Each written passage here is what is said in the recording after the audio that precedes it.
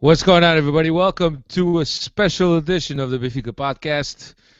As promised, we did promise that whenever Benfica announced a new coach, we'll be back just for one special one. We're here. My name is Alfredo. I'm here with Steve Santos How's it going? and Cristiano Oliveira. How's it going, everybody? Another night, another podcast. Steve, I stole that from you, Steve. I was doing so well, just on vacation, taking a small break, and all of a sudden the demand for a podcast came, and I was like, tô fudido. Bro, do you realize that if people are tuning in for the first time and they hear you say this, right, they're going to think like, damn, this podcast must be like pulling teeth because this guy doesn't want to do it. Should be excited. Should be excited to be talking to our Benfica. I am excited. Got a new leader, and we're here to spread the word and talk to the rest of the Benfica. You guys should all be excited. I am excited, but I'm like Quintrão. I was already on vacation. Quintrão, poor guy. I almost faked an injury today so I couldn't come. Poor guy. I mean, I don't even want to get into that game. Just the fact that he might have been injured and Fernando Santos still threw him out there, that's another podcast, but yeah, makes absolutely no sense. All right. So basically, we're going to make it a short one. All we're going to really talk about is the appointment of Rui Vitoria as Benfica's new head coach. He was officially introduced yesterday to the media, but he was announced sometime last week by Benfica to the CMVM. But before we get into that, let's just preface that by talking a little bit about the whole. And I don't want to spend a lot of time on him, but. Chris, it seems to me that Benfica never had any plans to sign to renew their former coach. Well, it seems that way. It seems that they were very content with the fact of just letting him walk. But I think this whole JJ scenario caught him by surprise. I think Benfica, like you've mentioned, had no intentions of bringing him in. They expected him to leave Portugal, and I think that's the little curveball here. That's what messed up Benfica and their fans. I think most of us here on the podcast shared our thoughts throughout the year that if he was going to leave, it was probably going to go to a bigger club, and we didn't expect him to stay in Portugal. So I think that shocked everyone, but. Benfica wanted to go cheaper for some reason, and Steve mentioned throughout the year that yes, he was winning domestically, but when it came to European competitions, he hasn't really done anything of much. So maybe they weren't happy with that. They might have been, might be some other things inside the room that we're not aware of that Benfica weren't too happy about. So I mean, to me, yeah, I totally agree with you. It did not seem like they had any intention of bringing him back. And if you hear this whole JJ thing, as you heard some of his people report this when it first came out about how his talks started with Luis Felipe Vieira, that he anticipated that Orelhas was going to offer him a new contract, and he came in and the first thing he said to him was like, listen, we got this Qatar deal, PSG deal, and I mean, say what you want about JJ, but if that is indeed the case, I could understand why he would take it the wrong way and then just go ahead and proceed to go and find his other new contract elsewhere. Yeah, I think that the whole premise for it was that Benfica didn't want to offer him the money that he was making, let alone more money to renew. And I think at that point, I think that Benfica took it upon themselves with George Mendes to perhaps find a place for JJ to go outside of Portugal. JJ had some kind of circumstances. He wanted to leave Portugal, so Sporting apparently. I think that this Sporting thing, this approach from Sporting, isn't from just recently. I think that there's something that gone on. So look, to make a long story short, he took the offer. Apparently, Sporting's offer was a lot more, not a lot more money, but significant more money than what Benfica was paying him. So he went to Sporting. Thank you for everything you've done for my club. And arrivederci, as Chrissy likes to say. Yeah, I mean, listen. You're probably right. There was probably some contacts there between Sporting and JJ and his agent, but I mean, just me. I mean, I could be totally wrong. I still think that if given the right money, I think he would have chosen to come back to Benfica.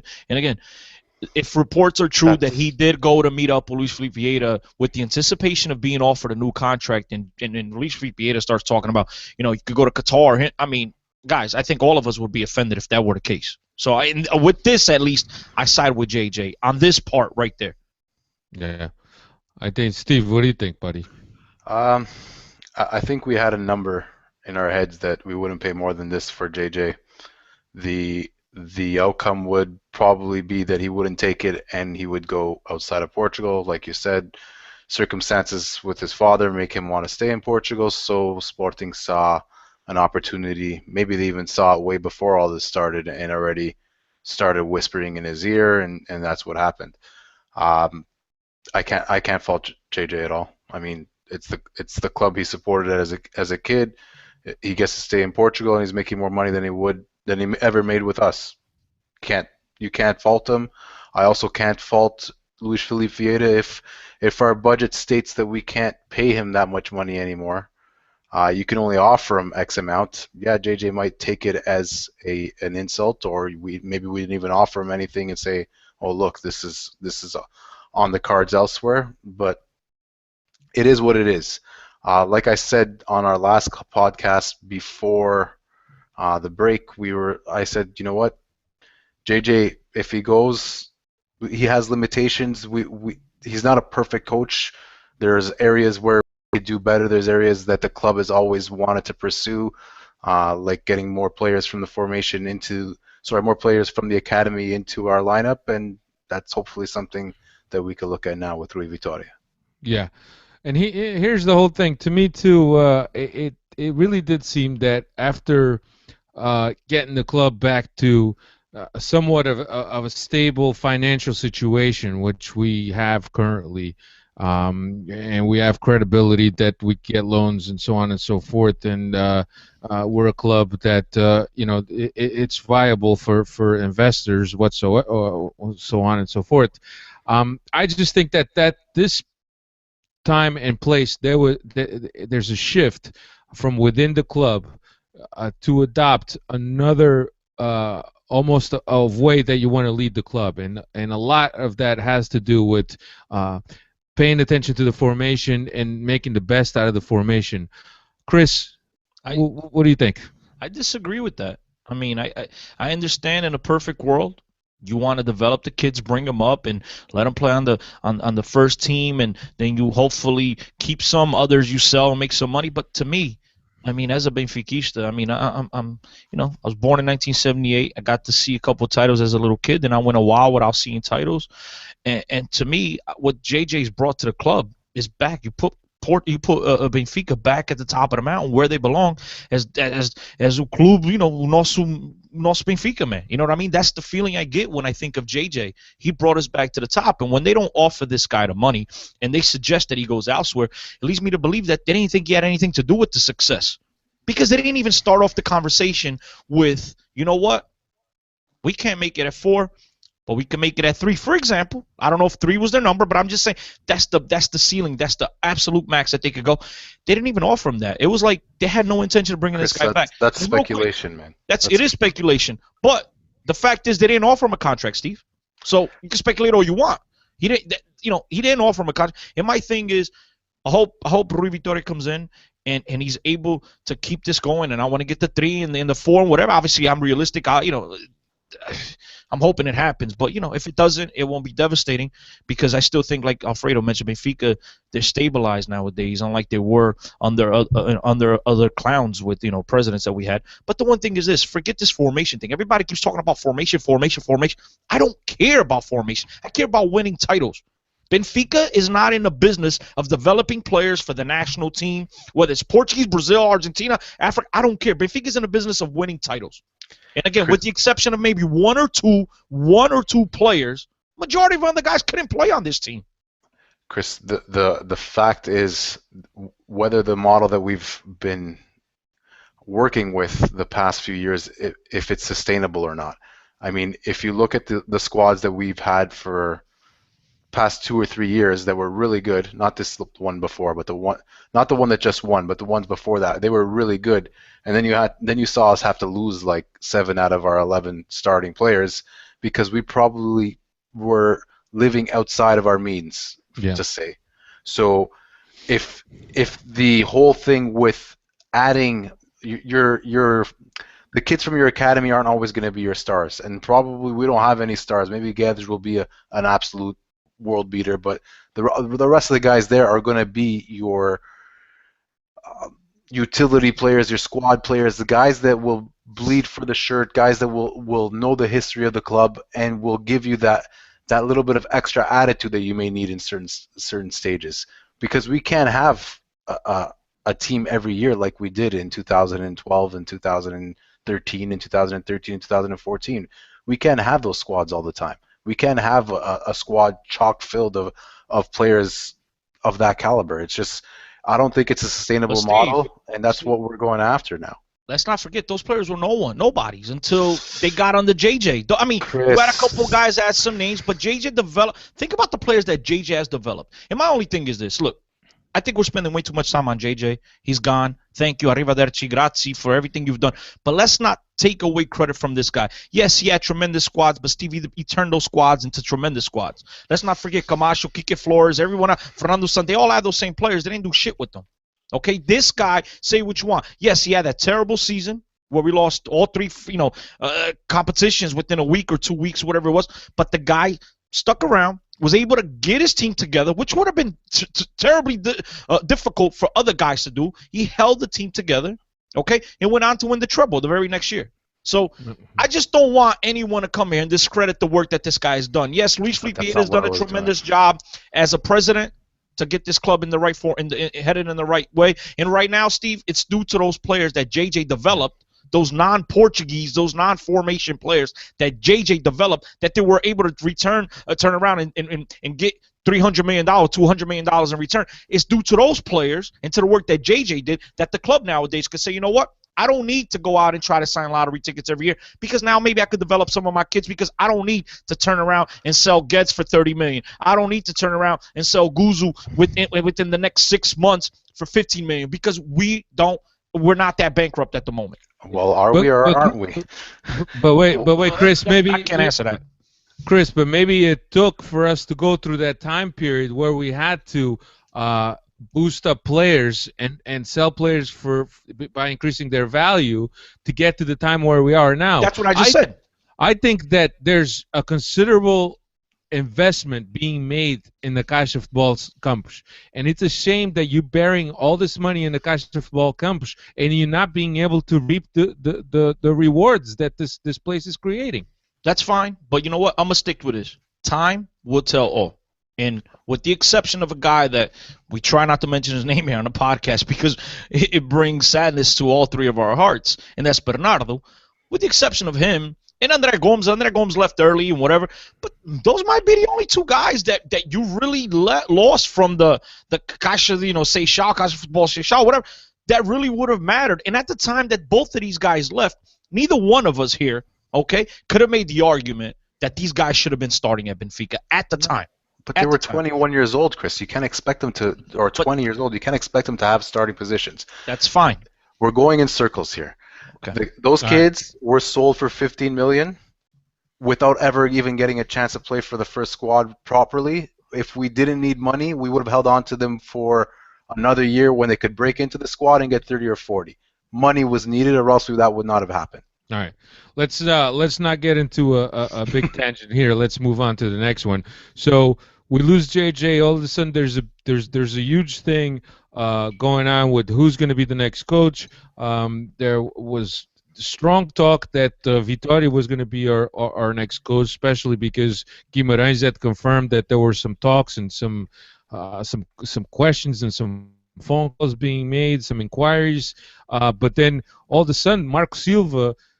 Now that he's been let go by Sporting, or well, I don't know if they let him go yet, but apparently they published this 400-page document that explains why they let him go, just cause layoff, and all of a sudden it's Marco Silva and Rui Vitoria. Now, Steve, I know that you and I, as far as the coaching standpoint, from a coaching talent, I know that you and I both preferred Vitoria. No. No, I'm sorry. Both preferred Silva. Yes, right. Definitely. Mark Silva to me he's got a different structure to the game. He plays a more proactive game, albeit he's had better squads, a little bit more technically gifted squads than Vitoria, but he plays a game where he doesn't really wait for the other team to come at him. He wants the ball. He wants to play attacking football and whatnot. Rui Vitoria always, to me, has always been more of a guy who really adapts what he has and kind of plays a little bit more on the defensive and is more counteractive than proactive.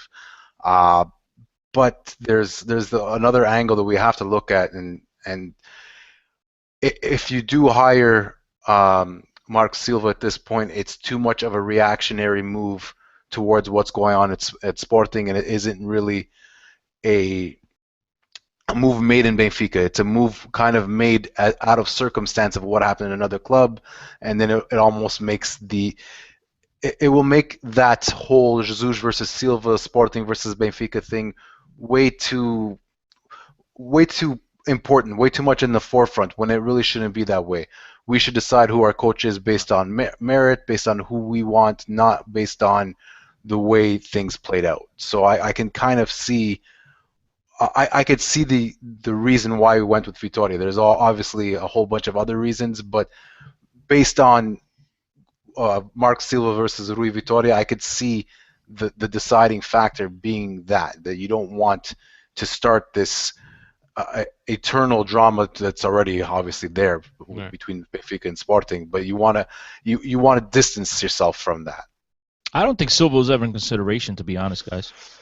I don't think so either because of that reason. In the minds of fans, it was, but yeah, exactly. I think Luis Vieira knew who he wanted. I mean, this is like, as reports weren't even official that JJ was going. There's just rumors, and it was already, Luis Vieira já escolheu o próximo. Rui Vitoria. You know what I mean? I think we've seen that with Orelhas. When he wants his man, he goes out, he gets him, and I think that was his choice all along. I'm not sure if there ever any conversation. Now, I agree with a lot of the points you guys are making as far as their coaching abilities, but I'm not even sure he was ever in consideration, guys. Probably not. I'm glad that we chose our own path rather than like you said, Steve, being a reaction to it. And it would have seemed too much of a vengeful move or to go get Mark Silva just to go against what just happened with our ex-coach. And I thought that the choice in Rui Vitoria was actually the right one when all was said and done. So we appoint Rui Vitoria, and right away the biggest thing that has been talked about Rui Vitoria is how throughout his career he has an ability to develop and give opportunities to young players from the formation, Chris. And the one thing I've read about, obviously I don't know the guy in person, so I've read a lot about him. The one thing I like about him, not only does he give young kids a chance, is the fact that he has a good player-to-coach relationship, and that's important. That's the one thing you've heard about JJ. A lot of guys complained that they felt they couldn't come and knocking on the coach's door at any moment to speak to them about anything, whether it's on the field or off the field. And I heard that Rui Vitoria is terrific with that. The guy is great at motivating players, and he's very chill. You know what I mean? The guy doesn't get excited. He doesn't get down. He's very even-keeled, and I think that's important for Benfica right now, especially after losing a guy like JJ who had so much success. You need someone in there to come in with a level mind and be able to organize and take the kids, whether it's kids or even the veterans, to take them forward and develop this team and to obviously continue to winning ways. Now, Nuno Assis did say he thought the guy's a really good coach. He had tremendous experience under him, but he did say he felt, he's getting a little bit too much credit for using the youngsters, but it's not like he really had any other options at other clubs that he was at. So that's the only thing. So, I mean, we'll see what happens. I'm excited by the fact that he seems like, he's going to come in and give everyone a clean slate, and that's the one thing that I'm excited about, because there's certainly other guys on this team that, throughout the year I've shared my opinion that I thought that they should be playing a little bit more. I hope that they should be playing a bit more Cristante, Lisandro Lopez and guys like that. So when he comes in, I think he's going to have an open mind and give everybody a clean slate. So I'm excited for that. All right, we're going to take a short break here to let Nelson do his halftime headlines. We'll be back shortly. All right, and we're back. So now that Vitoria has been appointed, and he had a couple pressers yesterday. The first one was the introduction to the media, and the second one was an exclusive interview with the Benfica TV held by Elder Conduto. Just a couple things and a presser that I wanted to mention. Basically, when he was asked if he would make any promises as far as titles goes, all he said was really, I just promise hard work and commitment and dedication. and he also said that I'm going to give my life for this club. And Steve, that to me was probably a huge thing. I know that it might somewhat seem cliche, but this coming from a guy who you know is a Benfiquista, it comes right at you and as a genuine statement. Absolutely. It's exactly what it is. It's a guy who he's not going to be brash and arrogant and say, "Yeah, I'm going to win the title next year." He's going to be the type of person that he is, like we've all noticed and spoke about. He's a cool, calm, collected individual who says, "You know what? I can only do what I could promise you is hard work.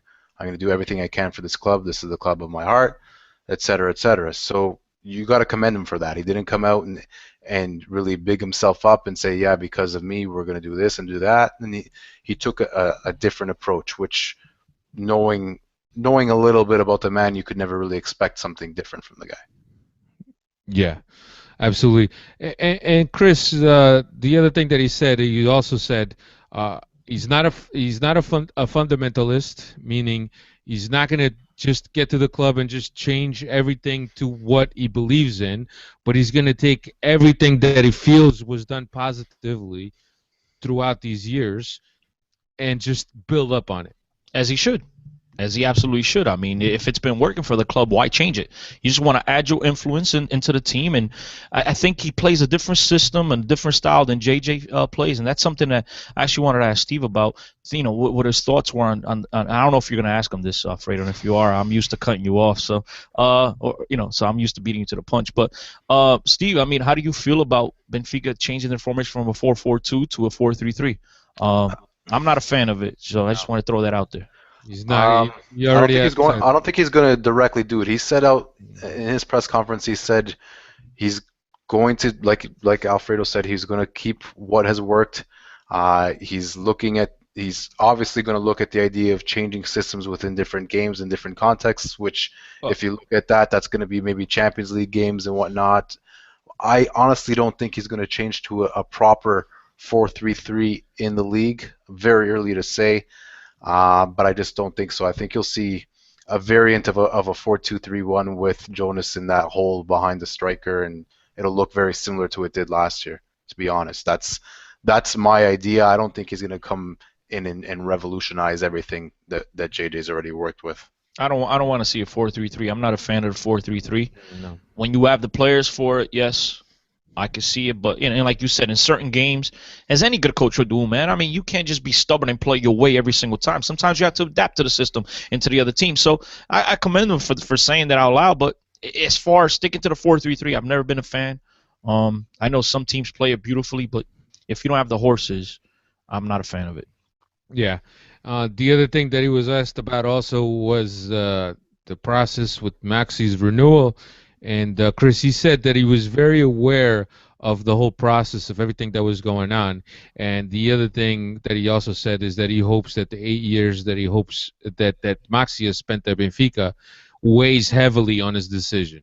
I think we all feel that way, but I don't know, man. I'm really starting to worry and wonder here about Moxie. I think if he wanted to come back, I think it would have been done already. I think the club has made it known to him and his agent that they want him back. It seems to me that he's waiting to go out and perform well in the Copa America and hopefully get one of these foreign teams to come in and give him a better offer than what Benfica's offered him, because that's the only reason why I can think why he hasn't signed yet. I mean, he says all the right things one interview. The very next he says, I want to stay in Portugal, whether it's Benfica, Porto Sporting. Hey, I got to do what's best for my family. That right there, if that doesn't say, get alarm bells ringing, I don't know what does. Yeah. And Steve, we've already confirmed two guys, and these two guys were confirmed obviously before we confirmed Rui Vitoria. Do you think that the club did the wrong thing by signing these two guys without having the coach's input first? I'd have to say yes. For me, I think Tarata is a mistake to begin with from start to finish. That Mehdi Carcella guy, he looks very talented. I think Rui Vitoria or anybody should be able to work with a player like that. And Rui Vitoria, I don't know if he's being honest or what. He says he was aware of who was getting signed, and he gave the go ahead, or he was okay with it. Especially knowing what the Benfica scouting team has done in the past. But fundamentally, I don't think it's correct. I mean, you can't have a coach and throw him players that he doesn't necessarily want, especially if you're giving him the keys to your team and Absolutely. you're saying, you know what I mean, like it just doesn't.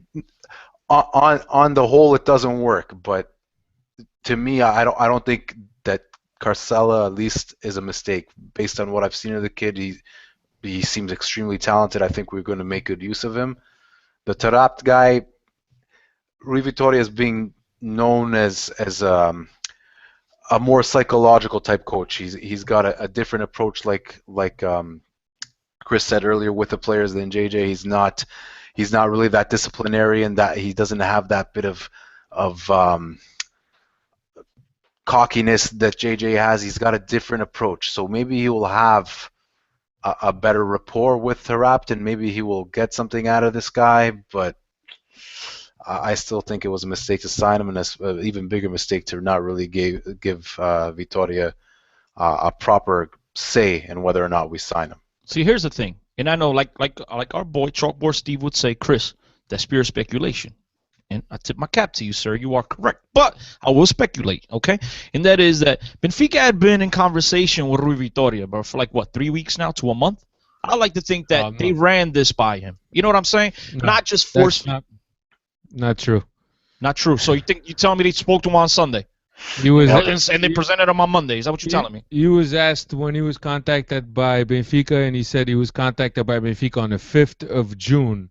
Formally contacted by Benfica. That's what he's gonna say. Approach. That's what he's gonna say in public, but I don't think I don't believe that for 1 second. Just like, JJ technically wasn't gonna get hired at Sporting until they fire their coach, and a lot of other coaches, like I forget the dude's name, the former Brazil national team coach, he was upset at JJ for taking over a team that technically still had a coach. So I don't expect Rui Vitoria to say any different, but I do believe that there had to be some conversations back and forth between the president and this guy. And like Steve said, fundamentally, it's not correct to go ahead and just force feed this guy players. So I would like to think Benfica did the right thing and had the conversation. Look, man, we're thinking about signing. What do you think? I mean, because it makes no sense for Benfica to go out and sign a player, whether it was for free, but to pay him €1.5 million a year that the coach has no plans on using. I mean, that makes no sense. Well, let's just say this right now. If Taarabt comes to camp out of shape and doesn't have the right attitude, I hope Vitoria has the balls not to play him. Here's the thing, Steve, and hopefully this will make you feel a little bit better. Rui Costa said he'll personally be responsible for Taarabt at Benfica. I don't know if you yes, sir. I don't know if you know. Rui Costa, well, we all know Rui Costa played at AC Milan, but Taarabt played at AC Milan last year, and he actually played well for AC Milan. There were some games he took over, but Milan, as we all know, Milan's been cheap, and they've done a lot of bad deals over the last couple of years. They didn't want to pay QPR to let this guy go. He went back. He came back overweight. Redknapp came out and ripped him, yada, yada, yada. And all granted, the guy, at times, he's a knucklehead. But I'll tell you this much. On the field, I'm not sure there will be a more talented player in Portugal over the last 5, 6, 7, 8 years than this guy will be if he's got his mind right. The guy is an exceptional talent. Yes, that's right. You heard it here. The guy's he's an exceptional talent. Now, Quaresma part 2. My thing is this. Our very own Quaresma. My thing is that's fine, but my thing is this, guys. My thing is this. At times, you need to bang your head on that hard-ass cement wall 20 times to realize that, shit, there's a door right here. I need to go around. Why I keep banging into this wall? And I'm hoping. The problem is. What? Most guys after the 17th time, they pass out and they never play soccer again. That's fine. That's what might happen to this guy. Steve, how many has Balotelli banged? Hold on. Hey, Steve, but most of those guys don't have an ounce of the talent that this guy has. That's the difference. See, we disagree on this. That's fine, but I'm giving you my giving you my thought. If this kid finds a way to get it straight and realizes, you know what, man, look, I fucked up enough chances. This is one of my final chances to play at a big stage in my career. Well, you act like that's never happened, Steve. Has it ever happened? I mean, Carlos Martins was a bibble. Nobody wanted him. I mean, Recreativo Huelva got rid of this guy for free. But hey, he did all right for a couple. Where is he now? He did all right. He did all I need is Taarabt to do good for me 2 to 3 years. Maybe get rid of him. Okay, that's fine. You guys could all laugh. Chris, I'm gonna give you I've the spoken. benefit of the Last doubt thing. because you had the thing with Jonas and you were spot on Jonas. One thing I could do is evaluate talent. Look at my man Popsicle. Terrific. Get out of here. That's it. Now we're done. Now we're done. I'm joking. But listen, I've spoken to a couple of my friends. There's a couple of my friends that cover it's African soccer and I cover soccer in EPL. And everyone's pretty much been on the same page, which is yes, the guy's a question mark. No one will doubt, no one will question that he is a question mark. But if he is right, the guy will be an exceptional player. The guy has the ability to take over a game like others haven't been able to do in Portugal. The guy is a tremendous player, man. When he wants to play. And again, Steve, I'll give you that. That's a huge question mark. But I'm hoping that he's 26 and he realizes he's coming from arguably the world's most, famous league, the EPL, whatever. You know what, man? I'm not gonna get many of these chances. So I better grab the bulls by the horn and get it straight now. And hopefully Rui Costa does take him under his wing, because from what I hear, Rui Costa said, I will be personally responsible for this guy, because Benfica went to get this guy because of recommendation of people and connections that Rui Costa had with AC Milan, because they had nothing but positive things to say about this guy. Where did you read this, or where did you hear it? Don't worry about it. I can't confirm nor deny, but take my word for it. I mean, Steve, I don't think... It wasn't at a bar in Newark this weekend, okay? That's the only thing I want to... Again, I can't confirm nor deny. The Portuguese festival was this weekend. Might have been drinking. I might not have been drinking. I don't know. But, it's something... It's just, something I came across. So. Okay, just one before we jump off this Tarat, because he's wasting too much of my time already before the season even starts. If you had the opportunity to sign or not sign Tarat, or give him a contract or not, would you, Chris? Yes, I would. Absolutely. Steve, this is a guy that... Okay, you don't need to go over this with me. I know he's talented. 5 years ago, he was on Real Madrid's hit list. They wanted him. They compared the next Zinedine Zidane. They were in love. This guy has the ability to be a very special player. Just like what happens when the guy wants to play, he's tremendous, right? But there's too many games in between. I'm hoping that this guy realizes, and again, I keep saying the same crap over and over, but there are guys that mature earlier than others. Like we say, women mature a lot more younger age than the guys, right? Some guys, look, I'm in my 30s. I still haven't matured. So, I can't expect too much out of Tarat if he hasn't matured, but I'm hoping that he has. I'm hoping that Rui Costa sits him down and has a conversation with him. I'm hoping that these slap in the faces that he's getting from the people in England, doubting is playing a bit. I'm hoping that motivates him and says, you know what, man, I'm going to prove everybody wrong. This is my chance. Because one thing is, he's going to play in the Champions League. This is my chance for the world to see me finally, and I'm going to go out and step up. Now, Steve, come March, he hasn't done it, I'll be the first one to admit it, bro. I'll eat crow right here live on the show.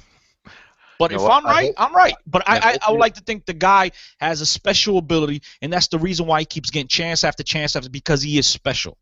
I don't want to make him like he's Messi, guys. I don't want anybody to hit me up on Twitter. He's not Messi, but he's a special player.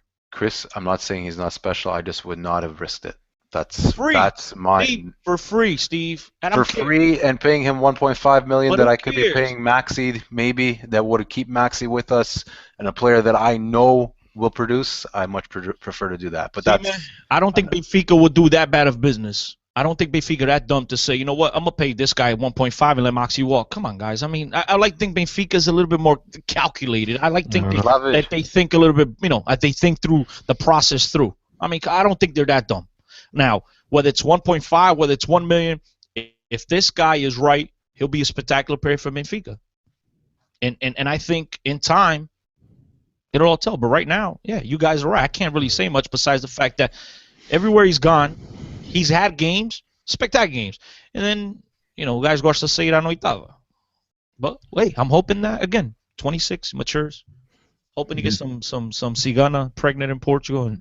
I hope you're right. All right, and getting back to the Vitoria thing, and he was also, as I've said, interviewed by Elder Conduto, and Elder Conduto asked him if this was the cadeted sonho or the dream chair for him or the dream job for him, and he said that he didn't really like that word, that for him it was a great opportunity. And that he was very proud that he had the opportunity to take over a club like Benfica and to demonstrate his abilities at Benfica. That's what he said, and didn't think that there was anything that it was his dream job. He just feels that it was a natural progression of his abilities to get where he is. Let's not forget this guy, all the clubs that he has gone through, and we're talking about ever since he left Benfica, the Benfica Juniors. He went to Fatima, he was at Paços Ferreira, and then he went to Guimarães. He has never been sacked, and he's always been moving from a lower ranking team to a higher ranking team. So it's a natural progression. He arrives at Benfica as a natural progression of his talent and of his ability, Steve. Absolutely, and I like the fact that he doesn't want to say now I've reached Benfica. This is my point. This is where I'm happy. No, I don't think even the way he said it, I don't think he meant it in a way that he wants to coach a bigger team. He just doesn't want to be complacent now that he's at Benfica. He wants to prove his worth. He wants to win titles. He wants to better the squad. He wants to do better things. So it's not just a fact that okay, now I'm at Benfica. I've reached my mark. I'm in my spot. That's not the way it is. And I was really happy to hear that as well. I mean, the man basically didn't say a wrong thing in these two interviews. Yeah. He's if Patrick tweeted it himself. If his presser and interview has anything to do with the way he's going to coach this team, we're going to be extremely successful. I mean, he's got that very cool aura to him. He's got it seems like nothing really phases him. He's very confident in his answers. He really knows in which way he wants to take his conversations.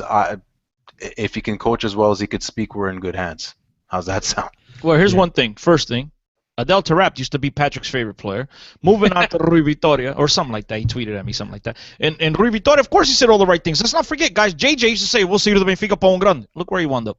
He used to say all the right things. These guys are trained. These guys they have interview trainings. They actually have media trainings to be able to say all the right things. But Chris, I don't expect anything different from him. That's all I'm saying. Chris, it's quite refreshing hearing Vitoria speak. Well, because he could actually speak Portuguese and JJ couldn't. JJ couldn't. I mean, Steve will look like a scholar next to him in Portuguese. That's why it's so refreshing. The guy actually speaks. Opa, olha, guys. Atenção. You know what I mean? That's what it is. But like, I don't expect him to say anything different. I mean, Benfica, it's my dream. I mean, if you're Benfica and you're coaching Benfica and you don't tell me it's your dream, then I'd expect you to walk out the room. And I wouldn't expect. I kicked you out the room. I mean, but that's the thing. He didn't say that was his dream job. You know, he said that this is a job, an opportunity that's presented to me, and I'm very proud that this opportunity is presented. He's humble. To me. He's humble, right. Unlike JJ. And like Steve said, if he had said this is my dream job, then right away you put yourself at a limit in your coaching where you want to go when you're coaching ambition. Steve always makes good points. Problem is, I was still thinking about Adel Taarabt in my head, so I wasn't paying attention. Cristiano is revved up. I wasn't paying attention. My bad, Steve. Love you. I'll listen to this later. And Steve, he also said that there's a lot of quality in the formation, as we have said, and that behind those kids that are now becoming into junior age and age to be a part of the B team, he said that there's even more quality. And he said, o cavalo passa à porta de todos, meaning there's opportunities for everyone, and it's up to everyone to take advantage of those opportunities. Yeah, and I think that's going to be one of the key differences between him and JJ. I mean, JJ didn't really open the door for all the kids. I'm not saying he was right or wrong or whatever you want to say, but he didn't. And with Rui Vitoria, this is something that he's obviously very keen on doing, and maybe it's part of clauses in his contract or part of what he's been told he has to do, but he's going to give these kids the opportunity. And I like the fact that because of the teams that he's coached, he's had to keep an eye on young players like the ones we have in the B team and on the juniors. Maybe he try to pick them up on loan. He's got to be very well versed on what's out there. So he obviously knows the players he has in mind to bring up to the first squad, because he even said as much that he's got his 5 or 6 in mind that he wants to bring up, but he doesn't feel that it's right to bring them up on television without speaking to them first.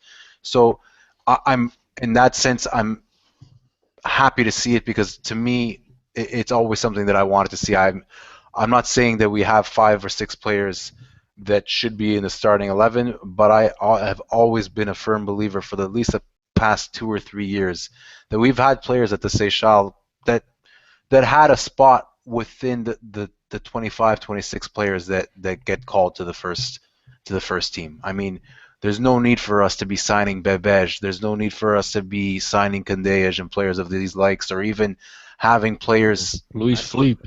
to a certain extent, having players like Suleimani, as much as I like him in the squad, if they're going to be so hit and miss, we don't need those type of guys on our payroll when we have kids with talent as well that could play the few hundred minutes a year as well. Why not? I'll say this much. I think Benfica's run and winning the Taça de Cerveja will come to an end this year. And that's not a knock on Benfica. It's not a knock on Benfica. It's just that I think that this year we'll see more squad rotation than we've had in the last 5-6 years. I think without a doubt he will play a lot of these younger kids, and even the guys on the first team, the regulars that don't get a lot of playing time. I think you're gonna see a lot of those guys getting some burn throughout the season. Yeah, which is what the competition should be for, if you ask me. So that's a good thing. So just to finalize, he said that everything that the nucleus of the team is all set, that they have things very in place right now and in the right path to solidifying the squad, and that the bomb that the newspapers had been writing about, that Benfica was going to sign a bomb. He said that the bomb has to be the whole team. That was how he pretty much finished that interview. Well, it depends who that player is. I want to hear it first before I say the whole team. I don't know if or not it's coming, but a lot of things are pointing to Nani at the moment. So yeah, no, come on. Nani would be great to do his somersaults, bro. It'd be terrific, entertaining. Listen, what about some of the rumors? Steve, would you be interested in signing Danilo from Marítimo? No, he's not coming. I don't think he's coming to us. I asked if you'd be interested. He's persona non grata at Benfica. Well, he left basically for Parma. I'm pretty sure JJ had a hand in that. And that's why, that kind of leaves me confused, because if JJ wanted this guy, he would have promoted him to the first team. Therefore, he wouldn't have left. But now JJ wants him at Sporting. To me, it makes no sense. But that's just me. Well, because probably Benfica, he always wanted to get him. He wanted to get him last year. It was something that was talked about. Who wanted to get him? JJ. It was something that was talked about last year. But wasn't JJ the coach when he left? I am not sure. Yeah, he was the coach when he left. Yeah, but he left as a junior. Yeah. He left as a junior. Well, he could have promoted him. But that's the thing. Part of the first team. There was a rumor that JJ wanted him last year, but I think that Benfica put the kibosh on that. Hey, let him go to Sporting. Maybe whatever. He's a good player. It's a good player. Now I want to see what Sporting is going to do when they come in third or fourth place at the end of the season, and they're paying their coach 6 million euros. I really do, bro. I really do think Sporting is going to be better under JJ. I don't, and again, you guys might disagree. That's fine, but I don't think that there's a coach. And yes, I'm going to say it, guys. So hold on tight. I don't think there's a coach in the world, okay, in the world, that's better prepared to manage the Portuguese league today. Today, I'm talking about today. Than JJ. The guy, there's no one that knows how to maneuver those waves in Portugal like JJ does. The guy does a terrific job. He understands what it is to go into the smaller fields. He understands what it is to play the big. Yeah, we disagreed with the way he came out against Sporting. Ultimately, he won me the title. All that's forgotten. That Pas Freire game, I'm still where Lima missed the penalty. But the guy won the league. The guy knows how to navigate Portugal like no other. I'm not saying that Mourinho and Pep Guardiola couldn't do it after a year, but I still think they would need to go there and study and learn the whole league. This guy today is going to make this team better. Think about it. Sporting lost 2 games last year. They finished 9 points behind Benfica or whatever it was with 10 draws. Let's say he turns those 10 into 6 draws. I mean, that's an additional 8 points. They're right there, guys. They're right there. I mean, listen, and the other thing that Sporting has got going on is that they win a title every 18 years. So since 02 to 16, that's 14. So maybe in JJ's last year they'll win a title because that's about the math. That's when it, my math according to my math. That's I don't want to talk too much about him, but I think that if he doesn't produce, they're not gonna foot his bill, the wage bill. Well, it depends on if it's true that someone else is paying their bill, it's not really costing Sporting anything. Well, the thing is that he already apparently, from what was reported, that when he signed with Sporting, he left there with 36 bancárias. What is it? Totally shot. Garantias bancárias. He left out of there with 36 garantias bancárias. Basically, what does that mean? 36 sure things that his money was gonna. What do you get? A Bentley from a guy, a house from another guy? Is that it? They listed a bunch of things. A Rolex from one guy. Is that it? That evened out to $18 million. They had to guarantee that a money trip to Jamaica for those 36 months. All inclusive cruise. But one thing I gotta tell you, he better wear that club suit. Yeah, that's a great point. And is he gonna wear it? You think he's gonna wear it? And he better chew the right color gum. That's all I'm saying. That could just be grounds for dismissal. Palhaçada, man. That's palhaçada at that club. But I think he will make him better, though. The guy's a terrific coach in Portugal. All right. Well, let's hope not. We talked too much about him already, so I'm not. Anyway. Yeah, you have to, Steve. You have to. This is the Benfica podcast. He's a Benfica. Hey, listen. This guy stayed at Benfica for another 4 or 5 years and kept up winning this, man. The guy, yeah, he'd go down. He's already. Oh, here we go. If it's as big of a word as your mouth is, dude. If it's a huge word. Hey, the guy who's the Portuguese coach with the most titles ever at Benfica? There's none. So yes, okay, so that's not an if. That's a fact. Yeah. Okay, that's right. But hey, if you would have stayed, even if he didn't win anything over the next 4 years, he still would have been the Portuguese coach with the longest tenure at Benfica and the most titles at Benfica. So that ain't an if. That's a guarantee, Steve. Okay. That's all I'm saying. The guy could have gone down. I don't want to talk about him anymore. Great. Now he's gonna go down as un cabrón. All right. The new season starts July 2nd. That's been already announced, and we will be back with our regular podcasts the Tuesday after from that. Toronto. Oh no, never mind. The Tuesday after that, which should be somewhere, I don't know, around the 5th of July. I don't have a calendar in front of me, so I don't know. Can't wait to see Steve talk about the Rapt. Yes. So we will be back on the 7th of July. Did you guys hear about this BS going on? Record posted today about Cancela, the sale of Cancela. That Benfica didn't get a penny. Yeah, go on Record. There's an article that the transfer of Cancelo, whatever his name is, to Valencia. The media over there in Spain are really carrying it and picking it up and talking about it because Benfica didn't get the money. Benfica City was theirs. They didn't report it to the CMV, MV, whatever it's called. There's all this controversy going on with this supposed sale of Cancelo to Valencia. Everybody wants to know where the money went. Benfica did report it. I remember. No. According to them, no, they didn't. Benfica said they didn't have to report it because it wasn't more than 5% of the club's revenue. I don't know, some crap like that. You got to read it. I don't know. All right. So you don't think nothing about it? Okay, never mind. It's been fun, everybody. You guys want to add anything before we get back on vacation? Yeah. Have a good 4 weeks off, gentlemen. If obviously this Russian kid got promoted, Victor, whatever his name is, got promoted to the A team. And He's not Russian. Swedish. It was close. It was Lindelof. It was close. It was out to Eastern Europe. If Eastern Europe, Scandinavia, bro. Who cares, bro? You know what I mean? It's out there. To me, it's to the east of Portugal. So to me, everything that way is Eastern Europe.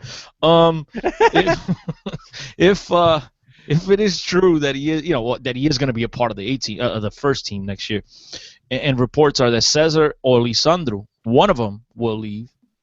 Which would you want to hold on to?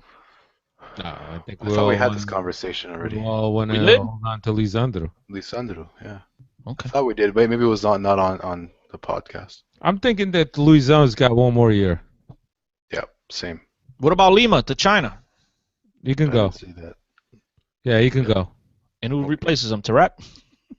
No, you got the Bebadu. Oh, that's right. That's another one. Vitoria said he's going to hold on to him for now, at least for now.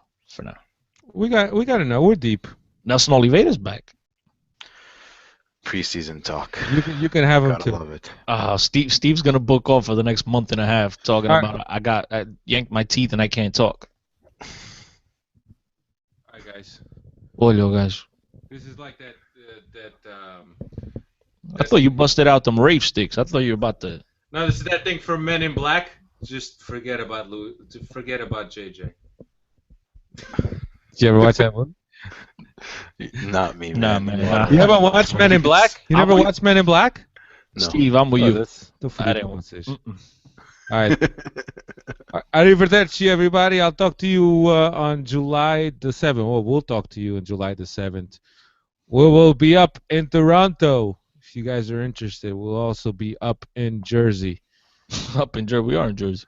We'll Up in be Massachusetts, no, Connecticut. Connecticut. We'll be in Toronto. So let's get together. Let's get the sardines ready, baby. Let's go.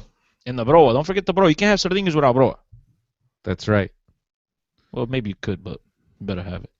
All right, everybody. Talk to you. Pedro, Ciao. what's up? Later. Peace. Bye.